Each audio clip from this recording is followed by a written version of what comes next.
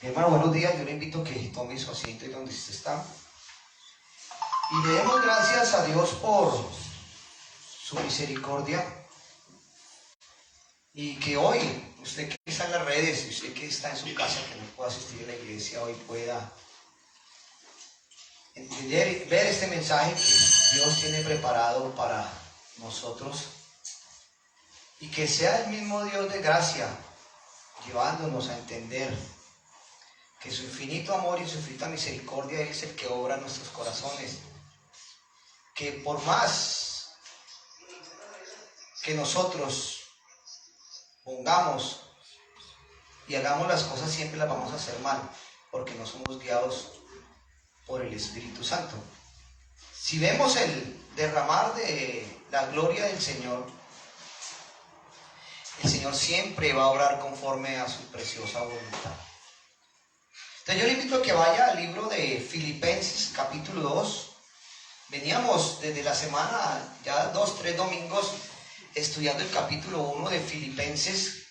El capítulo 1 de Filipenses nos enseña la filosofía de vivir como el cristiano.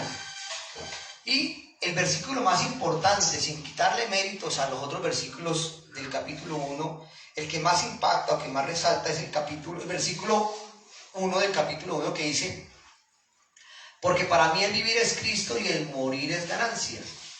Podemos ver que el Señor Jesucristo era el centro de la vida de Pablo. Si se acuerda, en la historia, Pablo era un asesino, era un perseguidor de la iglesia. Pero al tener ese encuentro con el Señor Jesucristo, su vida y su carácter son transformados por la obra redentora y por el Espíritu Santo obrando en su vida.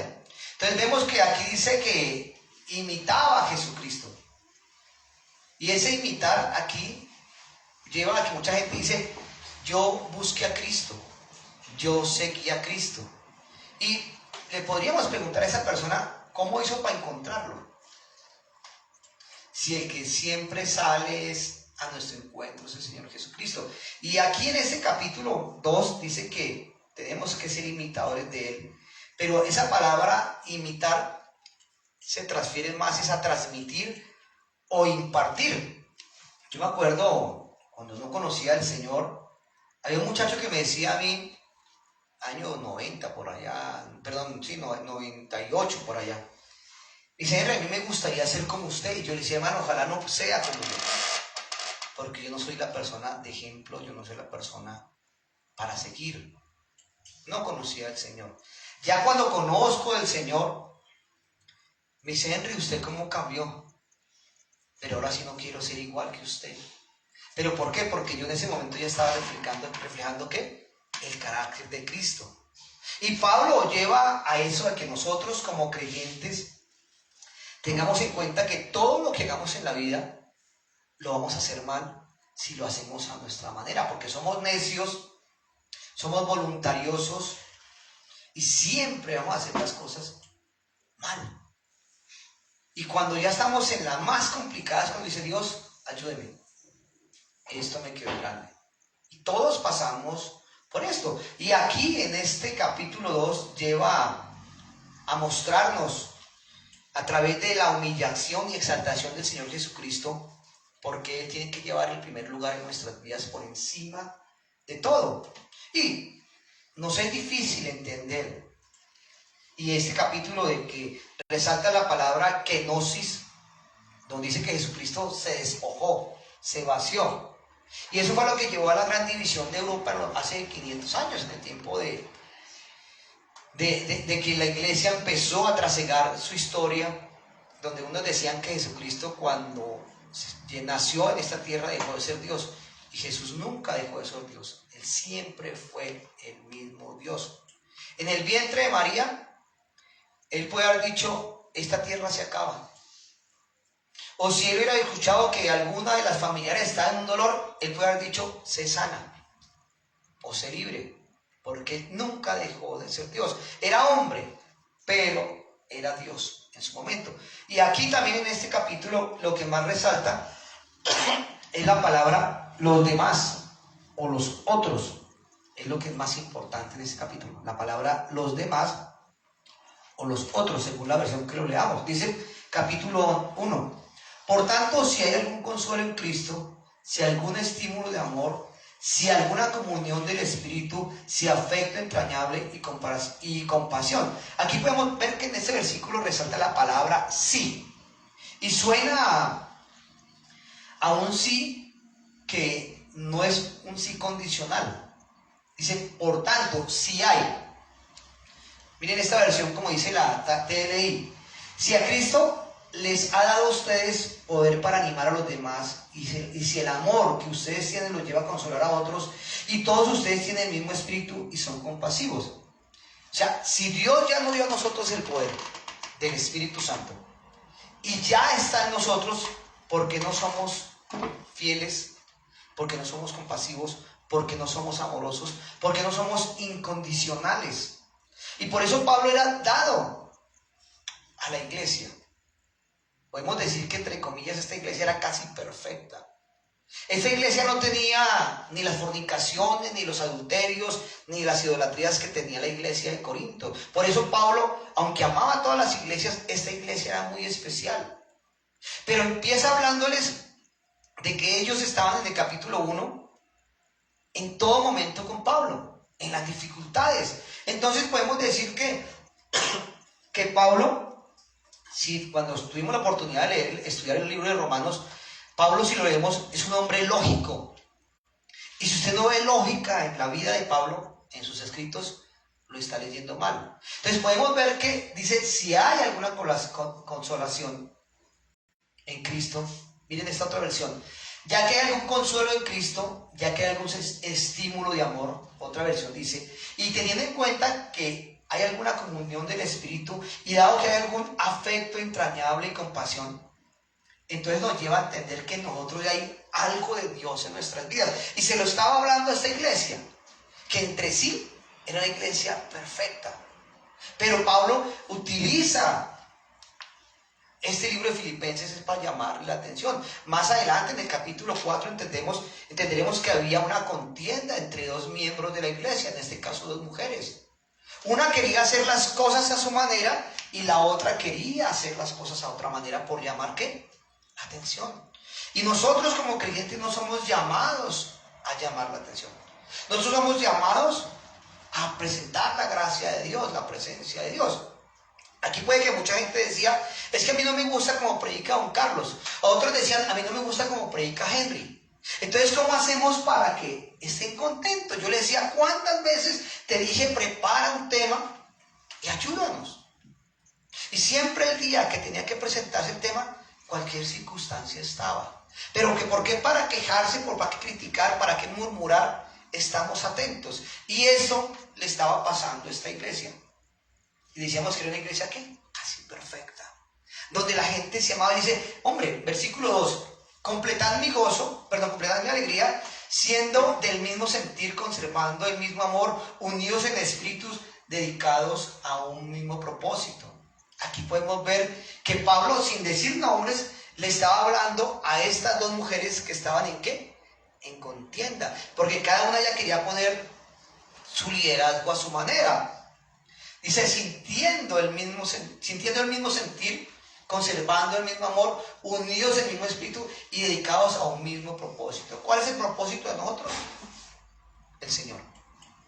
Sí, tenemos que llevar el mensaje, tenemos que predicar, tenemos que amarnos los unos a los otros, tenemos que respetarnos los otros, pero el carácter de Cristo tiene que estar en la persona. Si la persona no está en el mismo sentir, si la persona no está en el mismo espíritu, por tanto va a repeler al hermano o va a repeler a la otra persona. Eso es como cuando usted en una situación tiene que compartir con un borracho. El solo olor de su tufo a usted lo incomoda. Más de que es que yo se lo amo, yo a usted lo quiero. A mí me incomoda eso. Qué pena, hermano. Hablamos después cuando está en sano juicio y me expresa su mismo afecto. Y cuando esté en sano juicio, no me va a expresar ese afecto, porque ya está en su espíritu. Porque la gente cuando está tomada, ama y siente. Y por eso Pablo aquí motiva a la gente de que dicen, completen mi gozo. ¿Y usted dónde estaba Pablo en ese momento? ¿Pablo estaba dónde? en la cárcel. Y dice, ámense, vivan en armonía, sean felices, pónganse de acuerdo cuando deseen las cosas. Dice, no hagan, versículo 3 dice, no hagáis nada por rivalidad o por vanidad, antes bien con humildad estimando cada uno a los demás como superiores a él mismo. Piense que la persona que está a su lado, véala como si fuera mejor que usted, pero lo baje al nivel de ellos. Es como cuando tenemos que corregir a un niño, bajamos al nivel de ellos, pero colocando nuestra autoridad, porque hoy los niños se suben. Es que si usted me pega yo lo demando, si usted tal cosa yo llamo a la policía, porque las reglas están de esa manera. Pero dentro de la palabra, si ese niño tiene el temor de Dios, pues va a sujetarse, aunque va a ser rebelde, porque esa es la naturaleza de nosotros. Dice, no hagáis nada por rivalidad o por vanidad. Aquí no se trata de que tengamos la iglesia más grande para demostrar. Aquí se trata que demostremos que Cristo está en nosotros. Y hay gente que predica por vanidad y por orgullo, porque se creen los mejores. Yo tengo la iglesia más grande, los instrumentos más grandes, las pantallas más grandes, pero yo tengo, no Dios. Entonces esa es la diferencia. Y habían rivalidades y habían conflictos, y Pablo, sin estar dando nombres, le estaba diciendo a la gente, venga, güey, tranquilo, piense que hay una antigüedad en la iglesia, hay un respeto, pero la gente a través de los conflictos personales los quiere llevar a la iglesia. Eso es como si usted tiene problemas en su trabajo, hombre, no los lleve a su casa, su esposa y sus hijos no son culpables. O si usted tiene problemas en su casa, no los lleve a su trabajo, porque esas personas no son culpables. A usted le están pagando allá por ejercer un trabajo, pero el trabajo aquí en la iglesia es voluntario, es gratuito. Y a veces la gente no entiende que el pastor o el hermano no puede estar corriendo a toda hora, o que porque hoy no le serví, hoy soy malo. Don Carlos no me colaboró con esto, hoy es malo. Hoy Cristian no hizo tal cosa, es malo.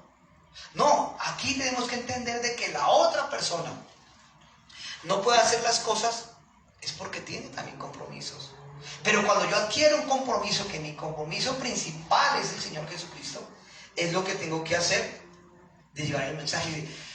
El sentido es no hacer por egoísmo o por vanidad, sin provocar conflictos ni dar lugar a rivalidades. Póngase a pensar, mi hermano, en este momento, ¿cómo está usted en su vida?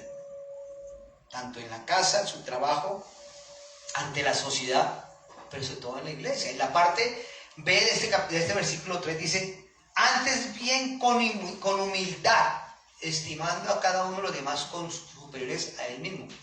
Aquí Pablo le dice urgentemente, actúen de esta manera. Aquí Pablo nos está invitando a nosotros que tengamos en cuenta cómo estamos obrando. Y como yo le decía, las dos mujeres se llamaban Evodia, y Sistike. Una, digamos, que era la que dirigía a los niños, y la otra la que dirigía a las mujeres de la iglesia. Entonces resultó que Sistike dijo, mi reunión va a ser los jueves, para que no se cruce con el culto de los miércoles. Pero Evodia también asumió hacer su reunión los jueves. Entonces, ¿qué pasó? Las dos hermanas llegaron cada una con el grupo de niños y la otra llegó con el grupo de mujeres el jueves a hacer su reunión. Y cuando vieron los niños aquí, las mujeres acá, no, pero es que hoy es mi día. Hoy es mi día. Y buscaron a pelear y a contender por cuál tenía la razón. Entonces, donde Pablo le dice, hombre, ven, güey, pues hagan la reunión a las 6 de la tarde y usted haga a las 7 de la noche. Pero no piensen darle mal ejemplo tanto a los niños y a las mujeres de que ustedes son las megalíderes. Ustedes, el hecho de que yo sea el pastor y Carlos nos está ayudando a pasar aquí, no somos más que ustedes.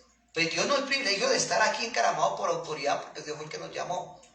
Pero soy igual de hermano, igual que ustedes, ser humano igual que ustedes. Tengo problemas igual que ustedes, dificultades, pero creo en Cristo. Y mi carácter es fuerte porque yo hablo fuerte. Y la gente dice, pero es que pastor, es que usted... No, esa es mi forma de expresar. Si yo le llamo la atención con amor, pues usted me toma el pelo con amor. Pero si a usted lo corrijo con disciplina, a usted no le va a gustar, porque ahí sí dije de amarlo. Mire lo que dice el versículo 4. No busquéis vuestro propio proyecto, sino el de los demás. Mire cómo dice esta versión. Nadie busque el bien solo para sí mismo, sino para todos. El bien de nosotros es el bien de ¿qué? Toda la familia. Yo conocí una vez un hombre, que el hombre antes de llegar a su casa se comía medio pollo y compraba 2 huevos para darle a su mujer y a sus hijos. Primero pensaba en él. Tremendo, ¿sí o no? Entonces, si yo pienso primero en los demás, pues hermano, eso es lo que hizo Jesucristo. Pensó primero en los demás. Por eso Jesucristo vino y murió por usted y por mí. Nosotros somos esos demás. Los demás. ¿Qué tanto se preocupa usted por los demás? Yo a veces, en mi oración digo, Señor, llevo tantos años orando por esta persona y esta persona no da el paso. ¿Qué hago, Señor? Pues siga orando. Siga orando. Señor, es que esta persona, tú no es el tiempo tuyo para esta persona. Siga orando. Porque no le gustaría que esa persona conociera de Cristo y se evitara dolores de cabeza. Pero cuando la persona ya se congrega, uno lo que más quiere es que no se equivoque. Y uno le aconseja y la persona hace lo contrario. Y uno dice, ¿pero qué pasó? ¿Por qué no actuó? Si yo le di ese consejo, la Biblia dice esto, porque la idea es que nosotros tenemos un consejo ¿qué? Bíblico. Y al dar ese consejo bíblico, la persona tiene que ir a la Escritura y orar. Cuando uno a la persona la aconseja es para bien. Y tengan claro que el que aconseja nunca pierde, pero tampoco gana. Nos contrista o nos entristece cuando la persona se equivoca, ¿no, Carlos? Pero hermano, yo le aconsejé esto. Pero cuando la persona dio el paso y ganó y conquistó el éxito, gloria a Dios, pues sí, bacano, esta persona lo pudo hacer. Qué bueno que esta persona asumió ¿qué? El consejo, versículo 5.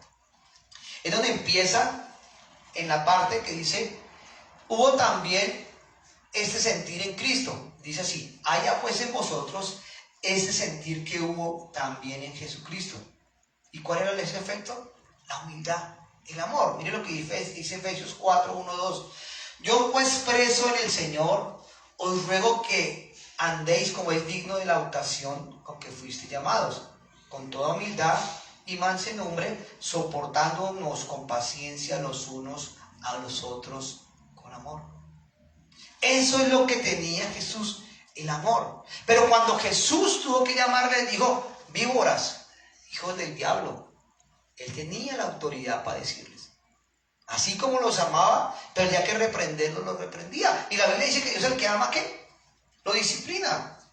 Dice que con toda humildad, mansedumbre, soportándonos con paciencia los unos a los otros en amor. Dice, la humildad, la amabilidad, la paciencia, la tolerancia, describe cómo es la mente de Cristo, cómo debemos de pensar nosotros. Pero uno a veces dice, uy, este hermanito me ganas de mandarlo para Pekín. ¿Por qué? Porque somos carne y nos desesperamos. Pero la gente no entiende que se está equivocando, o cuando la gente conquista algo, no le dan gloria a Dios, mucho menos van a decir, gracias pastores, gracias hermano por su consejo. No, yo fui el que hice.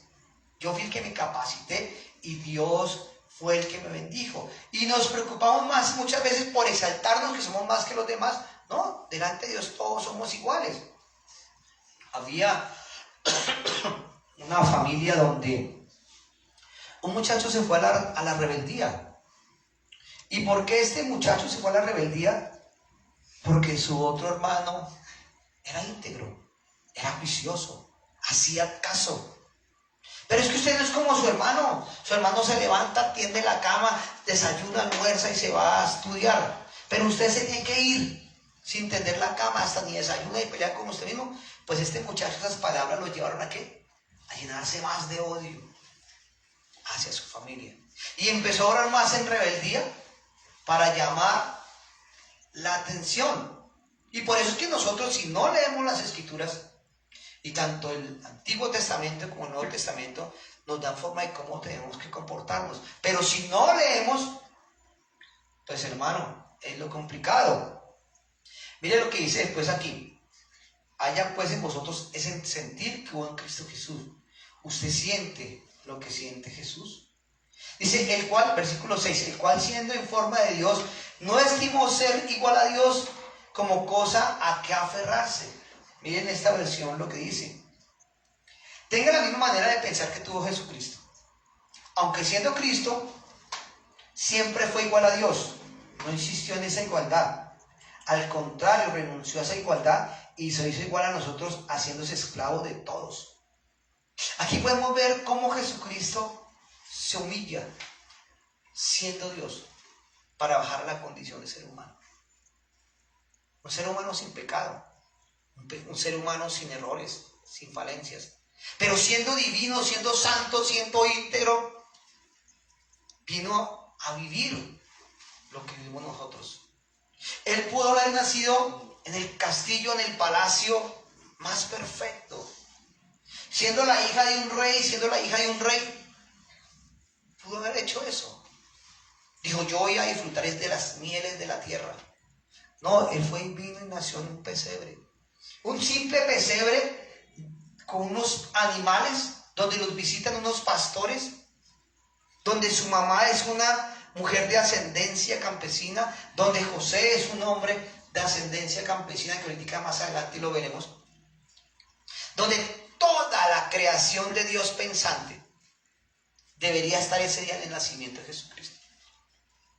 No, es que hoy nace mi nieta Kaylee, hoy nace mi nieto Ethan, toda la familia pendiente de que hoy nace ese nieto. Así esté donde esté, todo el mundo está pendiente de que van a nacer ese nieto, o mi sobrino, o mi sobrina. Pero aquí solamente estuvieron pendientes un burrito, una oveja y los pastores que llegaron. Ahí no estuvo el gobierno de Israel, ahí no estuvo el gobierno de Roma, ahí no estuvo ninguna persona, ni el alcalde ni el gobernador del momento, porque él nació bajo humildad. Mira lo que dice 2 Corintios 8:9. Ya conocéis la gracia de nuestro Señor Jesucristo, que por amor a vosotros se hizo pobre, siendo rico, para que con su pobreza fuerais enriquecidos. Tremendo, ¿sí o no? Siendo rico, teniendo todo, se hizo pobre, para que nosotros seamos, ¿qué? Engrandecidos en su carácter. Dice que las riquezas de gloria de Dios son diferentes a las de nosotros los seres humanos. Nuestras riquezas son perecederas, la del Señor es eterna. Dice que a no aferrarse, Él era Dios. Él no dejó de ser Dios en ningún momento. Hebreos 12:2 y Hebreos 10:7. Él emprendió el camino hacia la cruz por el gozo que lo esperaba. Dice en Hebreos 10:7, he aquí vengo Dios a hacer tu voluntad. Él sabía desde el cielo que tenía que venir ¿a qué? A morir. Él sabía que tenía que venir a morir. Con alegría venía a morir. ¿Con qué alegría venimos a la iglesia? Hoy esta iglesia tenía que ser abarrotada. Y yo sigo con esas sillas desocupadas porque quiero que usted ore por esa silla desocupada. Ahí está alguno de los demás que puede ir al cielo. Llámese abuela, tío, hermano, primo, vecino, lo que sea. Oremos por los demás. Dice versículo 7. Sino que se despojó a sí mismo, tomó la forma de siervo y se hizo semejante a los hombres. Aquí la palabra, ¿cuál es? Siervo. ¿Y el siervo qué es? Un esclavo. Él no fue esclavo de Dios. Él fue esclavo de nosotros por amor. Vino a servirnos. Dio su vida por usted y por mí. ¿Que somos los qué? Los demás. Ahí es donde vemos la diferencia de que nosotros, mis hermanos, ¿qué tanto estamos dando para el Señor? ¿Valoramos lo que Dios hizo por nosotros? Ese amor tan perfecto y tan divino. Su deidad, todo por nosotros. Es lo que dice Juan 1, 3, 4 y versículo 14, capítulo 1. Todas las cosas por medio de Él fueron hechas, y sin Él nada de lo que ha hecho ha sido hecho y fue hecho. En Él estaba la vida, y la vida la luz de los hombres. El Verbo se hizo carne y habitó entre nosotros, lleno de gracia y de verdad, y vimos su gloria como la del Hijo unigénito del Padre. Aquí vemos que todo fue hecho para Cristo, en Cristo y para Cristo. Todo. El unigénito del Padre. Y podemos decir, ¿de qué se vació, como decía el versículo arriba, para venir aquí a la tierra? Él no dejó en totalidad de ser Dios. Solamente el hombre físico. Imagínense si ese Cristo hubiera llegado ya siendo grande, ¿cómo lo hubiéramos vivido? Pero si sus mismos hermanos, Santiago, decía, pero este tal que ese es el hijo escondido de mi mamá, renegaba de Cristo. Pero cuando tuvo ese encuentro personal con Cristo, es cuando lo reconoce. Y por eso él cuando habla, yo, Santiago, siervo de nuestro Señor Jesucristo. Hermano, Jesucristo pudo haber tenido todos los lujos, pero lo más tremendo es que él era un carpintero. Hacía puertas, muebles, pero él dijo, yo soy la puerta, y sin mí nadie puede ver al Padre. Era tan perfecto y tan divino Dios en lo que hacía a través de Cristo, que el día que Judas lo entregó, dijo, al que yo bese, ese es el que tienen que apresar. O sea, Cristo en ese momento era igual que cualquiera de los hombres que estaban ahí. Esa era la diferencia. ¿Hasta dónde, mis hermanos, estamos permitiendo que Dios obre en nuestro carácter? Yo me preguntaba en estos días, Señor, es que mi corazón se está volviendo duro, pero es que me duele lo que hace fulano, lo que hace sultano. Y volvía y me decía, ore, siga orando, tenga paciencia, siga orando. Yo le decía, Señor, pero ¿quién tiene paciencia por mí? Me dice, pues yo. Mi paciencia por ti no se pierde. Yo tengo confianza en ti, yo creo en ti. Yo sé lo que estoy haciendo a través tuyo. Ah, bueno, amén. Mire lo que dice Juan 17:5, que es una oración que Jesús hace. Ahora pues, Padre, glorifícame tú al lado tuyo, con aquella gloria que tuve contigo antes de que el mundo fuese. O sea, imagínense la gloria tan tremenda que el Señor tenía estando en el cielo, que se despojó de esa gloria, pero no dejó de ser Dios aquí en la tierra. Él pidió que esa gloria fuera restaurada. Dice que él tuvo hambre, dice que tuvo sueño, era hombre. Pero la Biblia dice que Dios nunca duerme. Acuérdese del momento de la tormenta. Señor, ¿no tienes en cuenta que perecemos? Mar, cálmese, vientos, cálmese. ¿Quién es este que hasta la naturaleza le obedece? Él sabía por qué iban a pasar sus discípulos en la barca. Él sabe por qué está pasando y por qué está viviendo usted. Él no está durmiendo. Ahora es Dios. En ese tiempo fue Dios hecho ¿qué? Hombre. Versículos 6 y 7 se lo leo nuevamente. Él, siendo en forma de Dios, no estimó el ser igual a Dios como cosa a que aferrarse, sino que se despojó a sí mismo. La humildad fue lo que lo llevó a hacer, para que nosotros aprendamos a ser humildes. Podemos ver en Isaías cuando dice que de la raíz de Isaí vendría el Mesías. Él puede haber dicho de la raíz del rey David. Ahí nos está demostrando que de Isaí, que era el padre del rey David, María viene de esa descendencia y José viene de esa descendencia, y se encuentran en el caminar después porque dice que son primos hermanos, y es donde nace Jesús, de una misma genealogía de campesinos. No, él no nació de un rey, no, es que como yo soy hijo del rey, entonces yo hago lo que quiero. Pues ahí es donde está la diferencia, mi hermano. Sigamos más adelante. Jesucristo dijo, yo soy el agua de vida, yo soy el pan de vida, yo soy la puerta. Vete a través mío. Entonces ahí es donde se hace la diferencia de cómo nosotros, mis hermanos, estamos actuando como cristianos. Sigamos al versículo 8. Dice, mas aún hallándose en la condición de hombre, se humilló a sí mismo, haciéndose obediente hasta la muerte y la muerte de Cristo, de la cruz. Tremendo. Se humilló. La muerte en la cruz en ese momento es lo más humillante y más avergonzante que había. A él no lo llevaron a la cámara de gases, a él no lo llamaron a fusilamiento, sino lo llevaron a la muerte más vergonzosa. Estando en el trono de gracia, vino a morir en una cruz, por usted y por mí, por los demás. Entonces nosotros, ¿qué tanto morimos en un tiempo de oración por los que están afuera perdidos? ¿Qué tanto nos humillamos en la presencia de Dios por aquel que no conoce de Cristo? Señor, ayúdeme con el arreglo de la moto. Señor, ayúdeme con el arreglo del carro. Señor, lo del arriendo. Señor, lo de los servicios. Mire que mi mamá me miró mal. Mire que mi suegra tal otra. ¿Dónde está la oración de que esa suegra cambie? ¿Dónde está la oración que esa mamá cambie? ¿Dónde está la oración porque ese vecino cambie? Dice que el pecado entró por la muerte. Dice, la muerte entró en el mundo por la transgresión de un hombre. Y ese hombre fue Adán, y la muerte se transmitió a los hombres. La muerte es un estado vergonzoso. ¿Pero por qué vergonzoso? Porque nosotros no fuimos creados para morir. Cuando Adán y Eva estaban en el paraíso, ellos vivían una vida espiritual y no iban a morir. Pero por causa del pecado mueren espiritualmente y tienen que morir.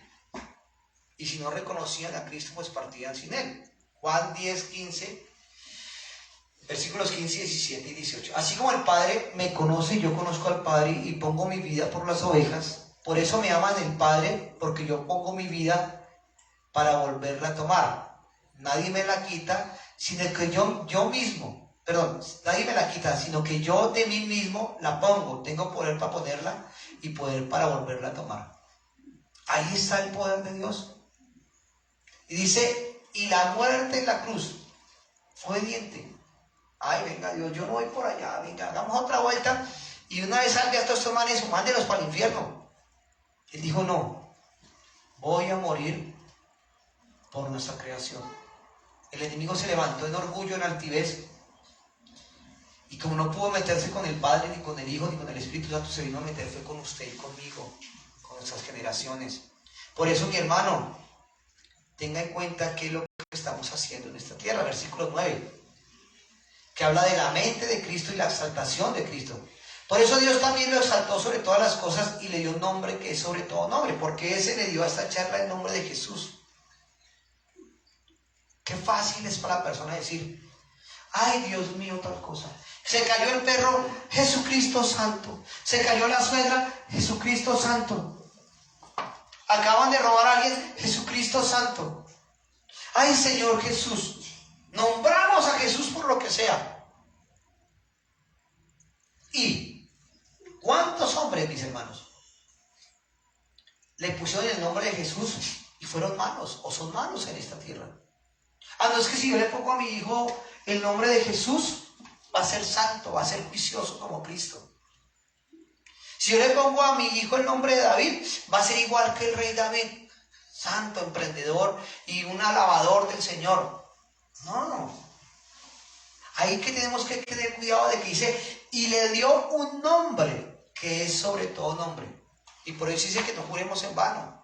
Y no pongamos en vano el nombre de Jesús. Por eso, mi hermano y mi hermana, qué tan difícil es cuando nombramos el nombre de Jesús. Lo estamos haciendo por la bendición. Yo se le decía a un hombre que día, y yo le decía, hermano, cambie su forma de hablar. Ah, pero es que ya no digo groserías. Dije, pero mire cómo las está expresando. Entonces solamente cambia el nombre de las palabras. Dice, ay, triple Isaías. Pero ¿qué está pensando por dentro? En la grosería, para quedar bien delante de los demás. Y es que aquí ya tuvo un accidente, se le cayó algo y la dijo más duro. Dije, venga, parcero, eso fue lo que salió de su corazón. Ese triple Isaías, ¿por qué no echó el madrazo mejor? Y hubiera quedado con libertad. Y la gente se diera cuenta de que es un mal ejemplo como creyente. Dice, el nombre de Jesús significa Salvador. Él dice, y le pondrás por nombre Jesús, porque Él salvará a su pueblo de sus pecados. La palabra dice que Emmanuel significa Dios con nosotros. Solamente lo encuentra cuando dice en el libro de Isaías de que a ese le colocaría nombre de Emmanuel, que significa Dios con nosotros. Y eso es donde está el nombre de Jesús. Jesús es el Salvador. Emmanuel es el Señor. Y la gente, mi hermano, no entiende de que expresar fácilmente un nombre.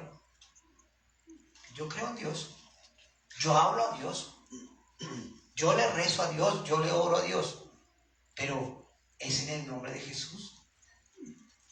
Y el verdadero significado nos lo expresa en Colosenses. Dice, por medio de él, reconciliar consigo todas las cosas, así las que están en la tierra como las que están en los cielos, haciendo paz mediante la sangre de Jesús.